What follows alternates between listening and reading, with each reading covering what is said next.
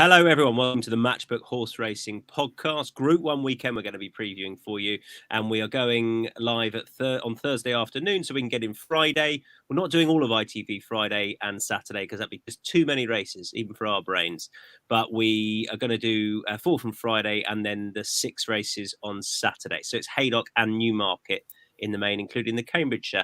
A reminder, Ollie Murphy Central. Check out the jump racing preview we did with Ollie, where he was very open about a lot of his runners. You can find that on our YouTube page. And there's also a Matchbook Meets with Ollie Murphy. That came out this morning, and that's in all of your podcast feeds. It's with Daniel Hussey, sat down with Ollie, talking about Ollie's hopes for the season and plenty more. And episode 2 is currently out of the other side of the fence with Ollie as well. So there's lots of Murphy content out there for you, hopefully at the start of what should be a really exciting jump season for him. Don't forget the charity bets, Racing Welfare, £1,000 guaranteed. Jonesy, well done. You nailed your best bet at a big price last week. Yeah, pleased with that. It was well backed, wasn't it? In from double figures into 5-1. So happy with that. What was it again? One of Hughie Morrison's. Was it Stay Alert? I think it was Stay Alert. Yeah, it was Stay Alert. Yeah. She might go fillies and mares. She was good. So that's £1,000 guaranteed for Racing Welfare, plus the extra that we make with bets like Steve's after that one at a big old price. Like and subscribe to our YouTube channel and head to insights.matchbook.com for a recap of all of our best bets. And on your preferred podcast app, you can give us up to a 5-star review. Okay, let's get stuck into the racing first of all. So we've got prices for you for Friday. That's tomorrow as things stand. The 225 is the Dubai Stakes, and we'll go in race card order for all of these. This is what it looks like then. Top of the betting, you've got Sea Silk Road 2.62, Eternal Pearl 3.65, Poptronic 8.8, Royal Scandal 11.5, 12.5, and bigger the remainder with Voodoo Queen. It's a bit of a team steam. So Charlie, you can come in first of all from your Greek haven. Who you like and what? Yeah, I mean, I've gone with Eternal Pearl, just price related, really. I think Sea Silk Road is a little bit more exposed, and they've reached for the tongue tie as well, the Haggis team as well, which I'm not saying might be the answer, but also flags up a little bit of a query for me. Eternal Pearl was beaten by Sea Silk Road in the listed race, only beat half a length, but seems to have really improved since they've removed the hood. You know, she's kind of gone from strength to strength. She was really good in Deauville the last day, and I think then they were talking out possibly running her in the Vermeil, which they didn't. I'd say this is calmer waters, and yeah, at 3.5 or 4.0, whatever Matchbook are offering, I just at the prices prefer her to Sea Silk Road, and I don't really see much else beyond these two in this race. I agree. I'm not completely sold on Sea Silk Road, and certainly aren't sold on the fact that she should be shorter than Eternal Pearl, who might have the right things. So I'm with her as well. Jonesy? Yeah, I totally agree. I was surprised that they were so far apart in the betting, because Eternal Pearl has been really progressive, has won at the July course. I know this is the Rolling Mile, but they're set up very similarly. And I think that's a big thing, because I'm not a massive fan of horses that like to be held up at the Newmarket tracks, but she's got a bit of a change of pace. And I think there's enough pace in there. Roger Varian's horse, Perry Pathetic, went from the front, albeit in a 3-runner race last time. And there should be a good enough pace. But I think Eternal Pearl has got that change of turn of foot that is better. And if you go back to May in the height of Fashion the Listed race, which used to be a classic trial at Goodwood, there was only half a length between the two of them, Sea Silk Road and Eternal Pearl. And Eternal Pearl, I think, has just been way more progressive in recent months, and the ground is probably going to be fine, although it seems to handle all sorts of ground. And Sea Silk Road, although has that second in the Ribblesdale at Royal Ascot last time, you could say was slightly disappointing at Deauville, albeit over 10 furlongs. So yeah, I'm Eternal Pearl. I just think that the prices are wrong. Sam, you disagree? Tongue-tied for the first time for Sea Silk Road? Yeah, if I could first just ask Charlie whether he's going to play a flat back 4 or go 5 against Iran in the opening qualifier, that'd be great. That's very good. Yeah, I'm not sure yet, Sam. Are you not sure? Okay. No. Okay. You'll go with Pickford, though, won't you? Yeah, I mean, I'm not having Harry Maguire, I don't think, either way. So No, I don't know if you'd agree with that. Good news. Yeah, Cecil Road for me, flying against the face of reason, really, from the boys in some respects. But I didn't think that Ribblesdale run was a bad run. I know people were disappointed because she was favourite, but she got beat by Magical Lagoon, who went on to win the Irish Oaks. So it wasn't as if it was a shocking run. The run over 10 furlongs at Deauville, I don't think was a stiff enough test for her. And I just think she's learning on the job a little bit, this filly. So I will take her. I do take on board what the boys say. I think it's more a 2-1 each of two rather than 6-4, 5-2 type market, really. But I think the tongue tie might just help her a little bit. She's obviously got one or two little issues with the breathing, perhaps, and that might just assist her. So hopefully, with this track likely to suit her, in my view, and if there is a bit of rain around, that won't inconvenience her either, and it won't inconvenience Eternal Pearl either. But yeah, she just gets the nod for me. Top of the market we're focusing on. 3 shouts for Eternal Pearl, 1 for Sea Silk Road. Hopefully we've got the winner between us. Let's move on to Haydock then. Next race we're going to be looking at is a handicap over at Haydock. This is the 240. And, excuse me, prices are as follows. With Spaycar 5.2. Nice and open. The Baltic Bird 5.3, Sea King 6.6, 7.8, Double Cherry 8.6, Post Impressionist 14.0, and Bigger the rest. And Steve and I are in agreement with Spaycaster at the top of the betting. Now, I think Don on the last time this horse ran put the horse up, and it didn't quite work out. Steve, what do you like about Spaycaster this time? Well, I think it's a really tricky race, to be honest. I think going up in distance will help Spaycaster. It ran over this sort of distance last time in quite deep ground and was probably a bit too far back. And I think now they kind of know that Spaycaster, that stamina is the strength of Spaycaster, can ride him more positively. And if you go back to last season, that defeat of Deauville Legend in a novice at Chelmsford, I mean, that's head and shoulders above. And although he has been a bit disappointing, I'm willing to take the chance that the blinkers are getting back on track. And that wasn't a bad run last time by any means. And albeit he's been off for 3 months, it's one of those races. I'm not mad keen, but Spaycaster is the most likely winner in my opinion. Yeah, I agree. I think it really didn't work out for him last time. I think that it's easy to pick holes in a few of them, but this horse is pretty solid. And the fact that you can still go win and place, which I probably would, means there's just enough juice in the price for me to be confident that he'll place at least, and then you get a return. So Spaycaster for me. Charlie, no bet. Sam?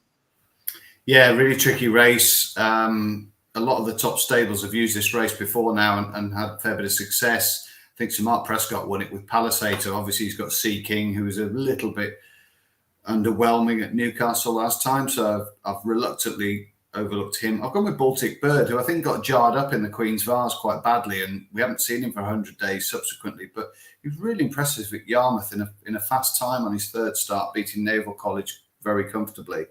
I thought he had a big chance in the Queen's Vase, and it was just one of those weeks for Frankie, wasn't it?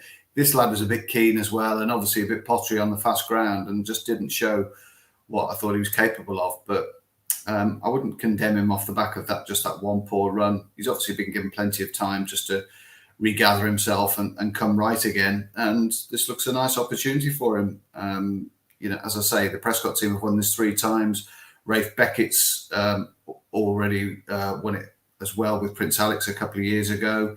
I think the Haggis team have won it. So it's a very competitive heat, and it's obviously a race that some of these top trainers do target. But hopefully the Gosden team have got Baltic Bird right again. Let's move on, and we move back to HQ. So that's handicap done at Haydock. We go back to the Rockfel now, 3 o'clock, and an interesting renewal. So commissioning's 3.4, Olivia Meralda 5.6, Rage of Bambi 7.2. She's been impressive this year. Rich is 10.0.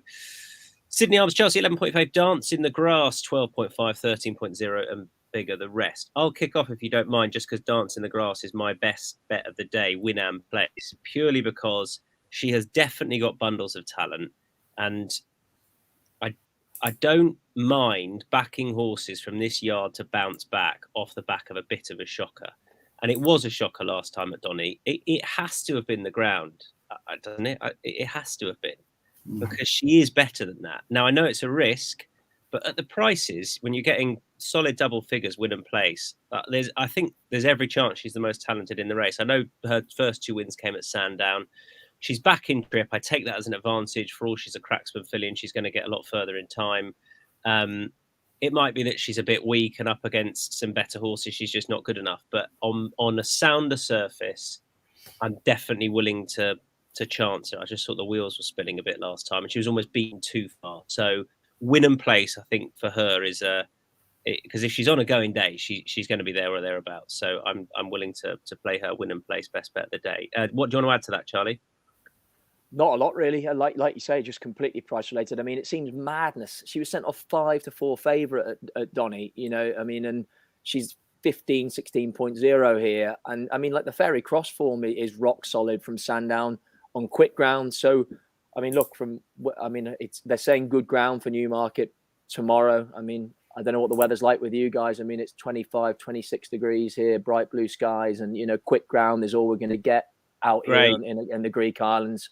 So hopefully conditions are similar in Newmarket, and if that's the case, it just seems a crazy price, Tom. It really does. As in, like I say, it seems a bit of a snap judgment that on the back of one below par effort, when she's 5-4 favourite, she now is a ridiculously big price, and for that reason, win and place for me as well.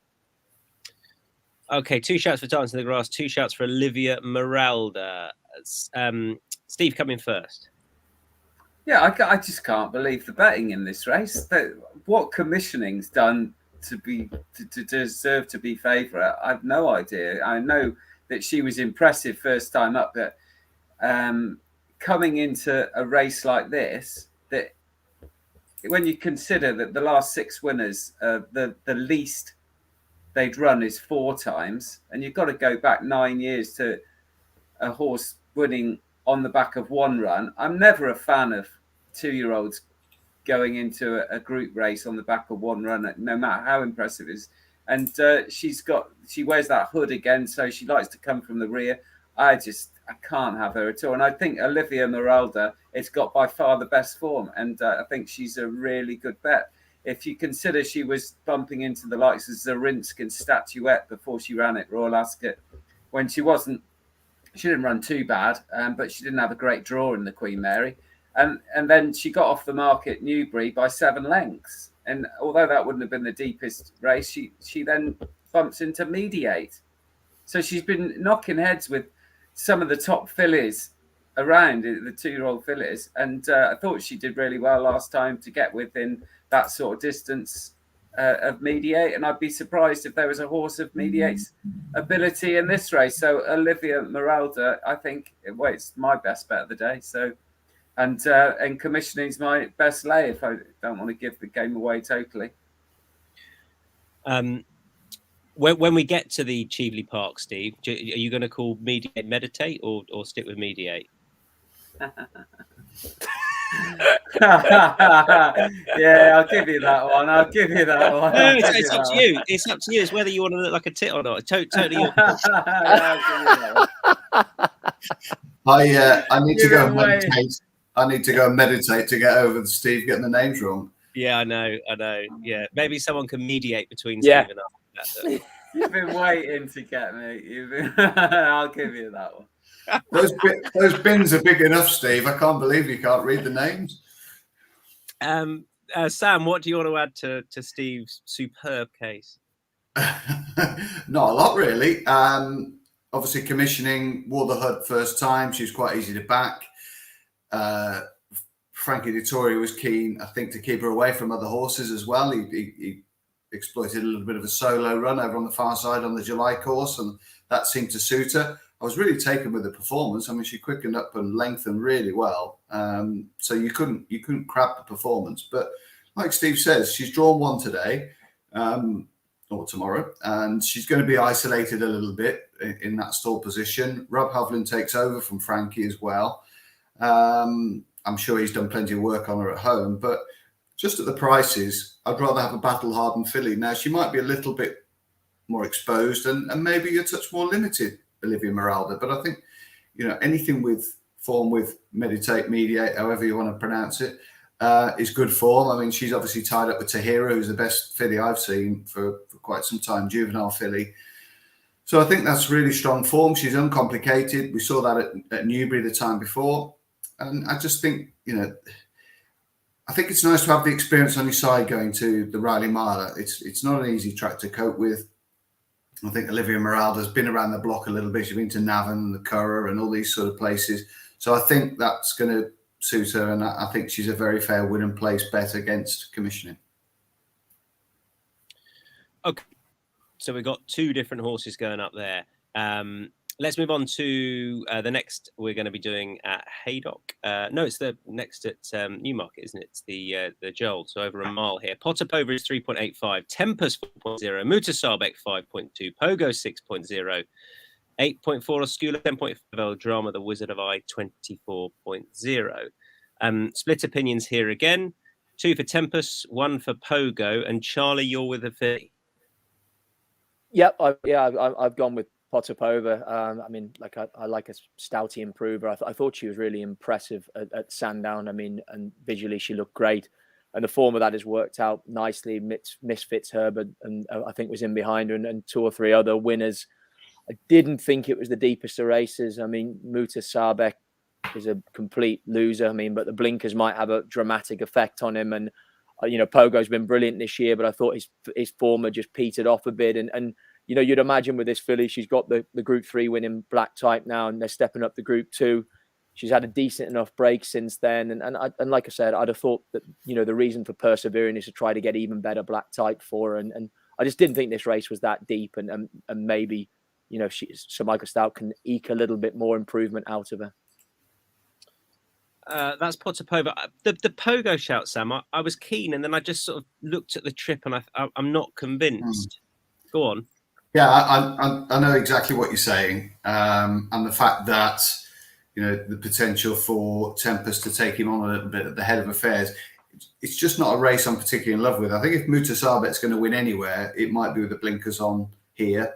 I think he's 2 from 3 at this track. I much prefer him over 7. I think he's got an entry in a 7 furlong race here in a couple of weeks' time at the next meeting, and that would be much more my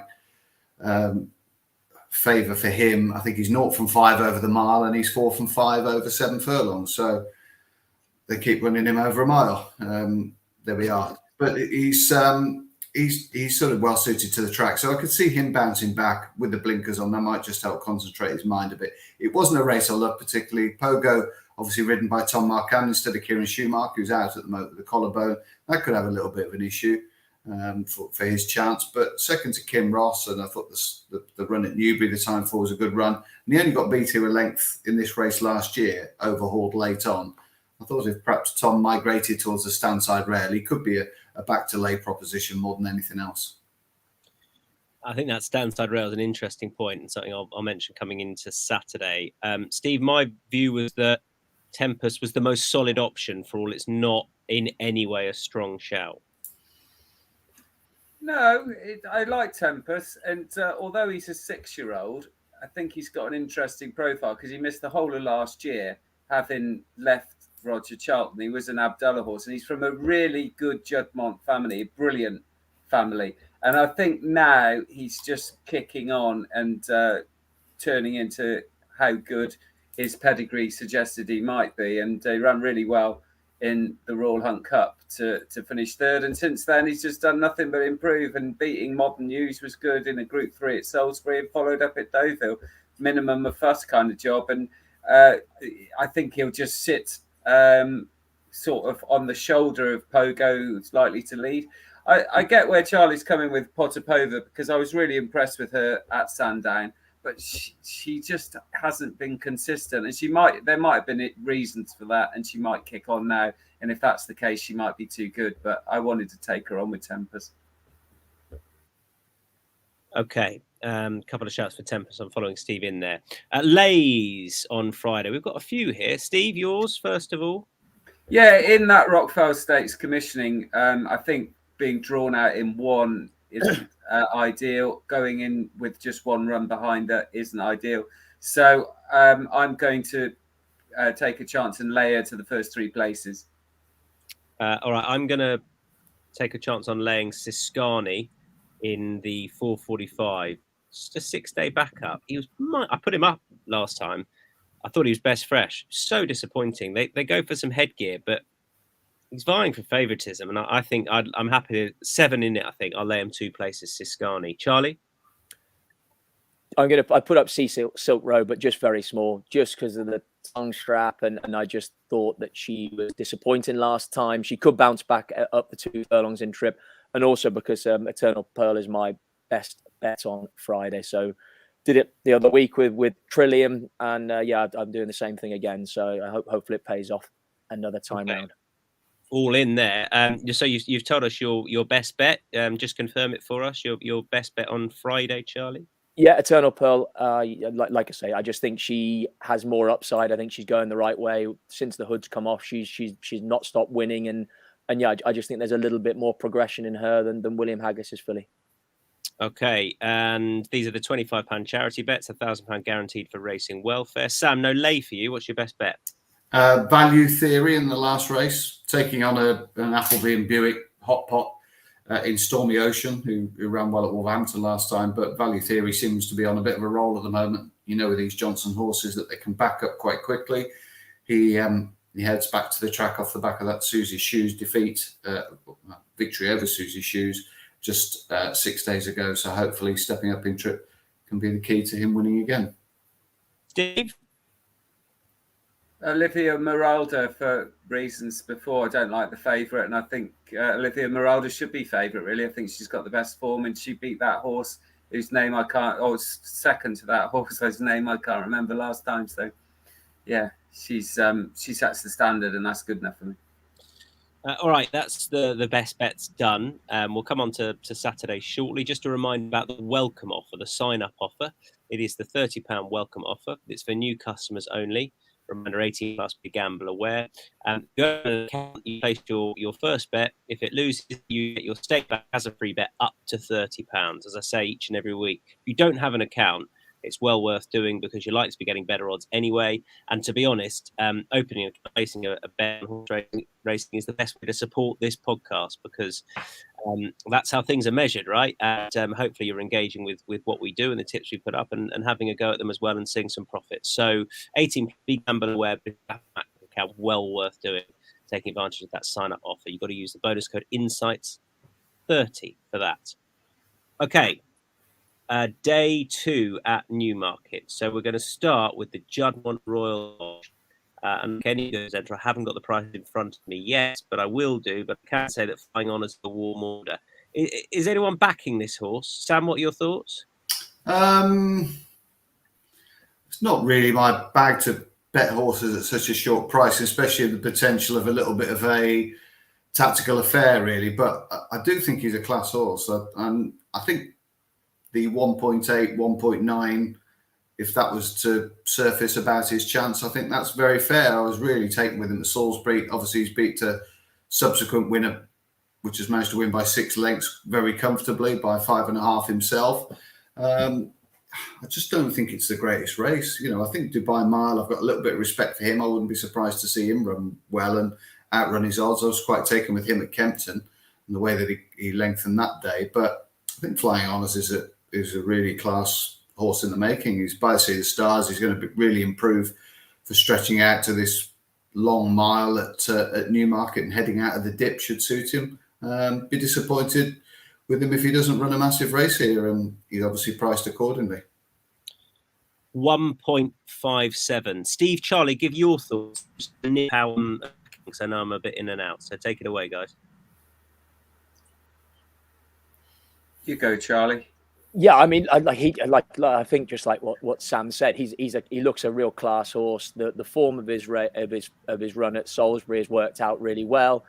Charlie Appleby's juveniles have had a fantastic year, and and I'd be surprised if he doesn't win and win very impressively in a race that doesn't look that deep. And I don't know, like what 1.5, 1.60. I mean, it's not, again, a price that I'd want to be normally getting stuck in about, but it probably isn't that bad a price in comparison to the opposition in this race. So if it is a sort of race, if it is a sort of bet that you'd like getting stuck in with, then I think he's a pretty solid option for this sort of price. And then, like I say, I think his price very much doesn't offer upside, but it probably he could end up he could deserve to be a bit shorter than that. Yeah, absolutely. I don't bet horses at this sort of price, but it's just bomb proof. There's not many horses that will win a Grade 1 track like Sandown by the best part of 10 lengths, and then last time at Salisbury won again by 5.5 lengths in that listed Stonehenge Stakes. And you could say, oh well, it wasn't a great race then, there wasn't much in there. But Stormbuster came out and won the Haynes, Hansen and Clark. It's been won by, it's got a pedigree of throwing up really good horses. And Stormbuster, who was miles behind Flying Honours at Salisbury, it would just have to be, I know that this is a stronger race, but Flying Honours does look like it, head and shoulders, looks a really nice prospect. And for that reason, there's no way I want to take him on. And I just quite happy to watch him, because I think he's a really nice horse, predictably with a good pedigree, who's got a really bright future. Let's move on to the Haydock race. This is competitive. Montarsib is 5.5, 6.0 Aku, Nalja, 7.0 in Cudgel, and then we're into nearly double figures. Sam, Montarsib. Yeah, rather an original selection, but obviously Haggis seems to have the favourite for most of these handicaps these days, certainly the valuable ones. We'll touch on the Cambridgeshire later, where he's got two horses that dominate the market. And he looks to have a good chance with Montarsib. I'm not sure he totally got on with Ascot last time. I wonder whether this track might suit him a little bit better. But I could make a case for a number of these. I think Incorrigible is a really big player as well, Tom, if I'm honest. James Horton's horse. I like him a lot. He's going the right way. Looks a classy 3-year-old. I was really taken with him at Thirsk when the ground went a little bit soft the last day. And I think if that happens again at Haydock over the weekend, I think he's going to be a major player. And I wouldn't write out Boardman either at a double figure price, because he runs the track so well. But the pin came down on Montarsib. I think he's potentially could make up into a Group 3 performer in time. And this is a good opportunity for him, I think. Charlie? Yeah, I just thought he ended up too far back at Ascot. Now, whether that's because the track didn't suit him or just the way it panned out and he made really good late headway, I think he'll probably go up in trip at some stage. But, he's already shown form with, the run over 7 in the Bunbury Cup and that, and the run at Royal Ascot behind Inverpart, that he's well able to be competitive. And 97, I think he's able to win over a mile. And I was with him at Ascot the last day when Sam said things didn't really kind of play out for him, and slightly more conventional, straightforward track like Haydock, and hopefully he can get a win, in a decent handicap like this. But before, like I say, I can see him progressing again next year over further. If I'm honest, like I say, I think could definitely see him being a Marner quarter horse next year. I'm with Warnies at a big price, 21.0, who's been gelded. That's the key. He was the only horse all day to win off the pace at Sandown back in April or May, whenever it was. And he's just looked a monkey prior to that, subsequent to that. The good horse, but the gelding operations worked, but he's worth finding out at the prices. Steve? Yeah, I was just going to take a chance with Billy B, right down the bottom of the weights, who's won over this course and distance back in May, albeit in a much lesser grade, and is done well since then. It's been particularly consistent, and it's been running over 7 furlongs recently, and even won over 7 furlongs at Doncaster. But since then, it's been in better grade the last twice, including when 4th last time to New Kingdom, when Harrow was just in front, and has been a little bit keen even over 7. But certainly, if Billy B will get a decent pace, I think, to run at, and that'll help him settle. And he's back up to a mile is going to suit this horse. So I thought he was overpriced, and winning place I'm going in on Billy B. What sort of price is he? 17.0, something like that. Check. Yeah. Happy. Yeah. So Billy B winning place for me. Okay. Some fair prices going up in the old Boston Handicap. Group 1's next, so we're going to come to the Juddmonte Cheveley Park. Prices are as follows. He says confidently. Who's the favourite, Steve?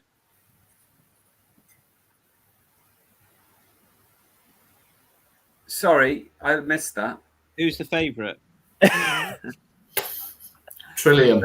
That horse of Aidan O'Brien's. They're joint. 3.5, the pair of Trillium and Meditate. Swing Along 8.0, Lazoo 8.0. You're all out to get Meditate. I think she wins this. Why doesn't she, Sam? I don't think there's much between them, to be honest, Tom.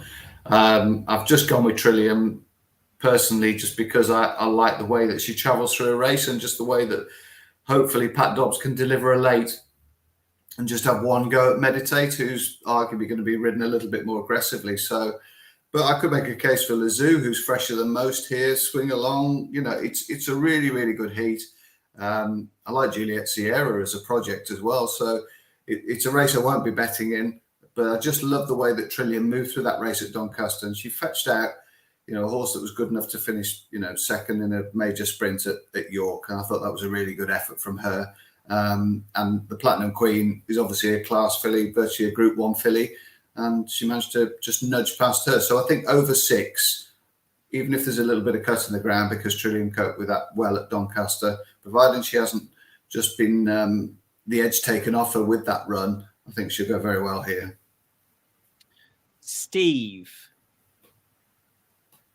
Yeah, if you go back through the winners of this race, it's generally horses that are sprinters and not horses that want to go up in distance or have already proven that. And that's why Meditate, who's already beat Olivia Meralda over 7, and she's definitely one who's got a bit of stamina. And there's others in there as well. Juliet Sierra's another in Morge. So the one who I'm still yet to be totally convinced at this level over the distance, but Treasure Trove has got loads of pace. She travelled so well last time, trying 6 furlongs.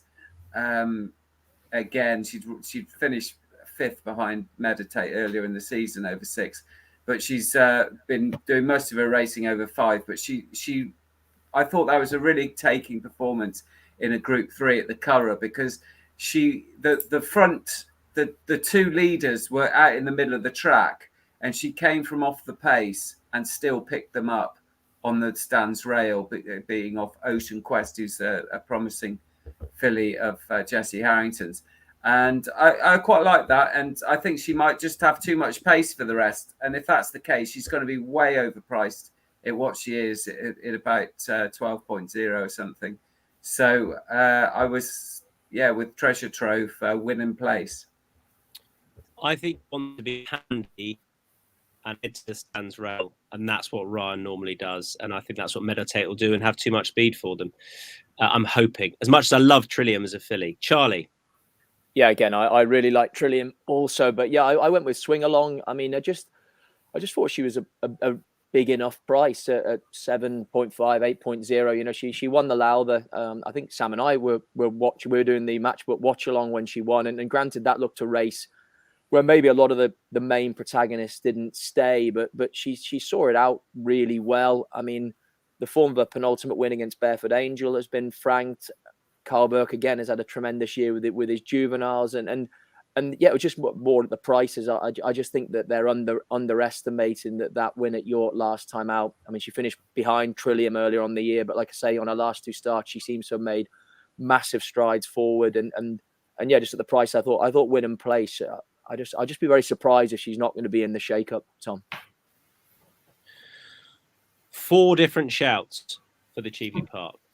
Handicap at Haydock. I'll give the prices, or perhaps you give your prices of the selection you read out if you have it there, because it's an open enough race. Charlie, back with you.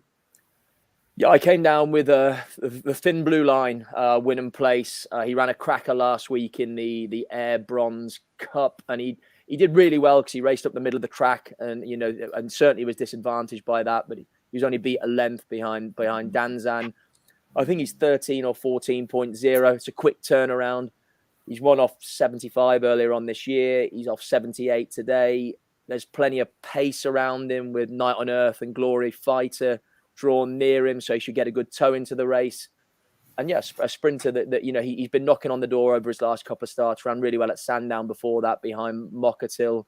And just win and place again for me. I just thought he was a shoe-in to be there or thereabouts. He looks like a horse that's sort of running into form and not far off being ready to strike again. Open race, I thought Sound Reason was overpriced at about 17.0. Course and distance winner, keen at Newcastle. Didn't work out last time at all because he wants to come from off the pace. Should get it here. Fair price, win and place. Sound Reason. Sam. Yeah, he was 26.0 at one point as well, Tom. I thought that was a massive price, really. I mean, you've only got to go back 3 starts and he's a winner at Haydock over 5 with some cut in the ground. So I'm with you. I thought that was a big price. Rather unoriginally, Alligator Alley for me. I like the fact that Danny Tudhope gets back on. I thought Jason Watson overdid the patient tactics last time a little bit too much. It was off the front that day with Look Out Louis making all, and I didn't think he emerged too badly at all, really. I think he was a bit better than his finishing position. Unfortunately, he's been found in the market at 6.0, so we're not going to get rich off him. And he is a horse that's a little bit of a hostage to fortune, so he'd probably be about a 4 or 5 out of 10 for me in this race. It looks a very competitive heat, but hopefully they'll go mad up front, set it up for him, and he can come late. And Steve, Copper Knight. Yeah, he's not been in the best of form, Copper Knight, but I think there have been reasons. I think at York last time, which is a track he likes, the ground might just have been a bit quick, and then he was drawn out wide in a good race at Chester before that. And he had one earlier in the season at Chester, and he's edged back down the weight. He does pop up on quite regular appearances, and he's also he was second in this race last year to Mondemege, and he'd also went on to finish. He was earlier in the month. He was second to Mondemege as well at this track. So it does play to his strength because it does favour horses that on the sprint track, I think, that like to be up with the pace, and that's what Copper Knight does. He's a great old boy, and I think he can put a couple of below par efforts behind him, which he's often done in the past, come back from a perhaps not one of his better runs to win. And he's just a very likeable, honest horse who is way overpriced at 21.0. So again, I'm going win in place, and it's Copper Knight. With Adam Kirby, I think it's an interesting jockey booking as well for Tim Easterby. Right, Middle Park's an interesting renewal. 3.75 for Blackbeard and Marshman, and we're split. Sam, Marshman. Positives are we haven't seen the best of him. He ran around a little bit in the Gimcrack when Noble Star fetched him out. That race is already working out well. He had to go for that race because he was such a good winner at Thirst. The time before, they almost felt compelled to run. So it might have come a little bit quick for him. He's missed 1 or 2 opportunities subsequently, most notably last week at Newbury, to come here. Negatives are Carl Burke's horses have perhaps just gone off the boil from the heady heights that they were running at through much of the summer months. So there is that little bit of a proviso that perhaps they're just on the dip. But, this lad is not over-raced. I know he's had 3 starts, but he's getting to grips with what's required. And I think they might ride him a little bit differently on Saturday and just hold on to him that touch more. So I'm going to go with Marshman. I do think he's a better horse than Blackbeard. I'm worried about Mischief Magic. I think he's got that bit of X factor, Mischief Magic. He could be a little bit special. I thought that Serenia Stakes performance was not short of astonishing, really, what he managed to do there. So I'm wary of him, but Marshman gets the vote for me. Blackbeard, same price, gets the vote for Charlie. Yeah, I mean, I don't agree with Sam. I actually do think Marshman probably has the greater upside moving forward and probably will turn out to be the better horse next year. I just wondered if right now Blackbeard might just be a bit more professional than him. He's had a busy schedule, like quite often Aidan's horses do, but he was really good the last day in Deauville. I don't see any reason why Persian 4 should turn the form around. And I just think he's a really professional, tough, hardy juvenile that, I don't know, it'd be interesting to see whether he will train on. I'd possibly have my doubts. And he's probably more a Commonwealth Cup horse anyway for next year if he does. And like I say, I'd probably expect Marshman to improve beyond him, but he did run around a bit at York, Marshman, and yeah, like I say, it was a kind of a bit of a toss up really for me, but I just thought Blackbeard was more professional right now. Yeah, I totally agree. I thought he's a bit of a boy. He does. He's got a bit of character, this horse, but I thought it was very straightforward when he won the Prix Morny at Deauville last time, beating Persian Force and the Antarctic, his stablemate, and that's really good form. I just think he's, like Charlie says, very professional and the best horse in the race. He previously won a Group 2 at Chantilly, so we probably have. He's gone under the radar a little bit, I think, because the fact that his last 2 runs that have both been wins have been in France, and he before that he'd been running really well anyway. He was 4th in the Coventry, and he's already got 5 wins on the board, and I just think he's extremely solid, and he'll put that experience to good use in the Middle Park and sit handy enough, and then hopefully go away and win. That's what I'm hoping Persian Force does. Just think he's solid. Maybe he's not as good as Blackbeard, but I think the track will suit. So at the prices, I'm a bit more excited about Persian Force than the others, but it's not a strong opinion. The Cambridgeshire then. Again, try and give your prices out if you can. If not, I'll chip in with them because it's a nice big field, as you'd expect. Sam, I'll come to you first of all, and maybe just give some draw thoughts if you have any as well. Okay. I must admit, when I was having a look at the race earlier on, I thought a lot of the pace was stand side, so more the high numbers. I don't know how you feel about that, but definitely. And the history of this race in the last 5 or 6 renewals has all been high. There haven't been a lot of low drawn winners, which is a bit of a concern if you fancy Protagonist or Dual Identity, Kitsune Power, those sort of horses all drawn on the far side of the track. So there looks a little bit more natural pace stand side. 1 or 2 horses like Majestic Dawn, perhaps in 14. There was some other brazen pace as well that was drawn quite high, which I thought might take them along.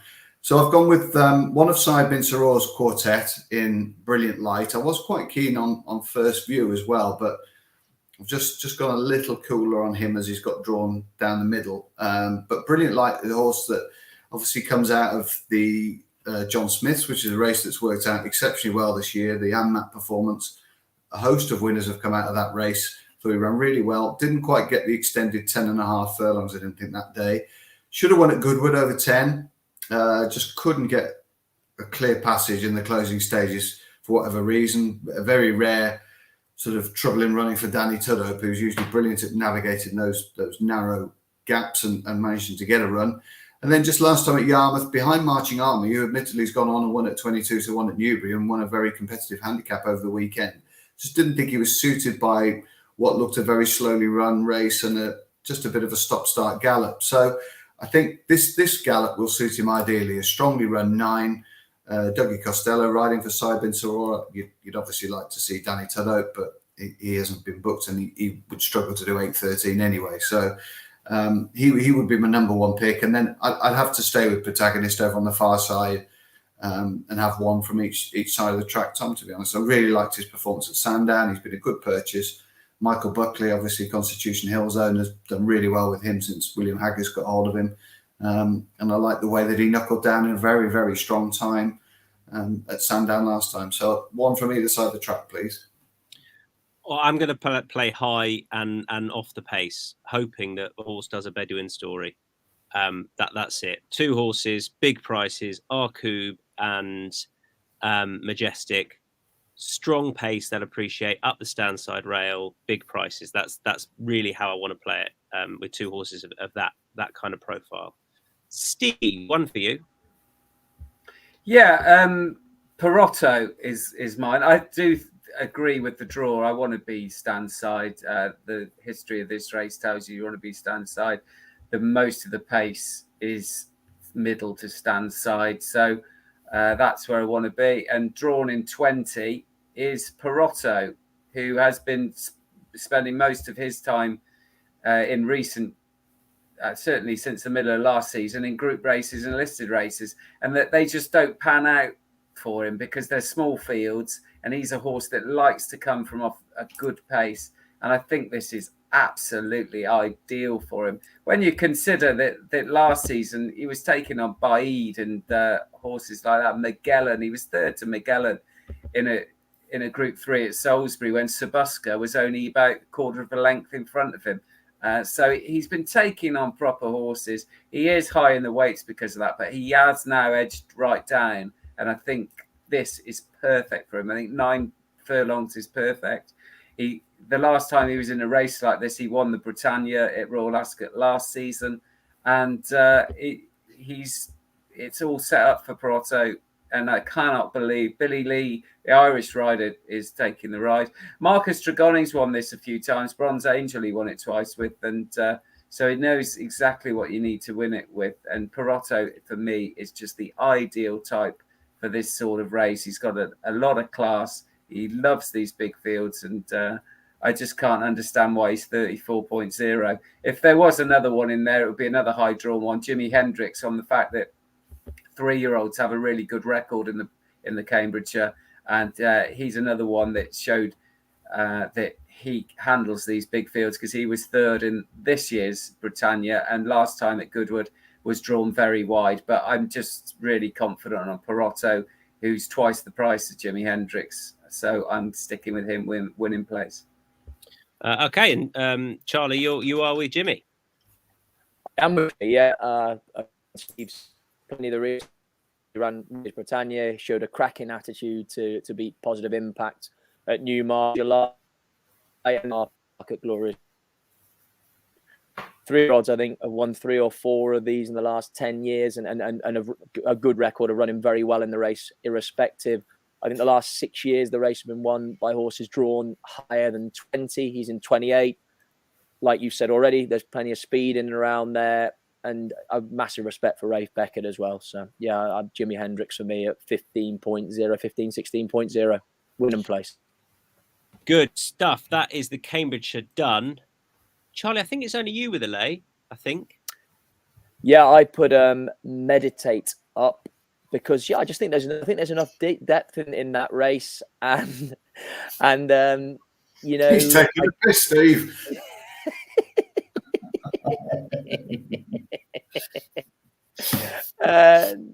Yeah, I just thought there was enough depth in the race, and you know she ran over 7. She's dropping back to 6 isn't going to be an issue. She only ran a couple of weeks ago, and like I said, I just thought there's enough strength to take her on at the price she is. Which brings us nicely onto best bets. Mine's Meditate. Hey, just so I can say Meditate again. Yeah. Or mediate, or whatever she's called. Well, yeah, we might have to mediate about our selections then, yeah. Yeah. I think she'll make all up the stands rail. Bosh, she'll come over. Done. Sam? I'm going to Goth's Million. We haven't mentioned the Curragh.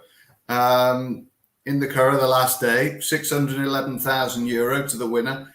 I like Hiawatha, a Camelot colt who really taken with when he beat Fleetfoot here by 3 lengths. I thought he's learning on the job. He should have won his first 2 starts, really. He was just a bit inexperienced in green. I think he's much more the finished article. Wayne Lorden rides. He's drawn 19 as well towards the stand-side rail, so I don't think that's too much of a problem for him. I like the fact he's already got experience at the Curragh as well, and I think 5.5 is very fair for him. From the back of the last?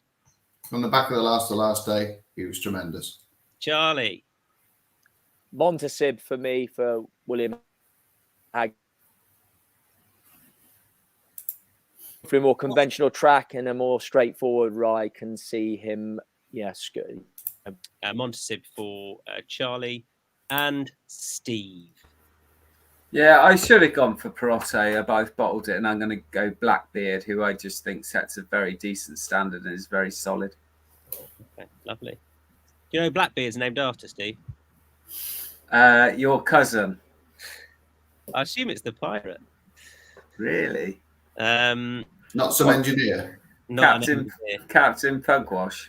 Yeah. Not an engineer. Please check out the Pod with Ollie Murphy, where Steve Jones absolutely stitched up the new matchbook ambassador. No, I didn't. I stitched up the matchbook, our captain of our team. Thanks, everyone. Great stuff. Good luck this weekend. Insights.matchbook.com for a recap of all of our best bets. And I hope it's a profitable couple of days for you. Bye, all.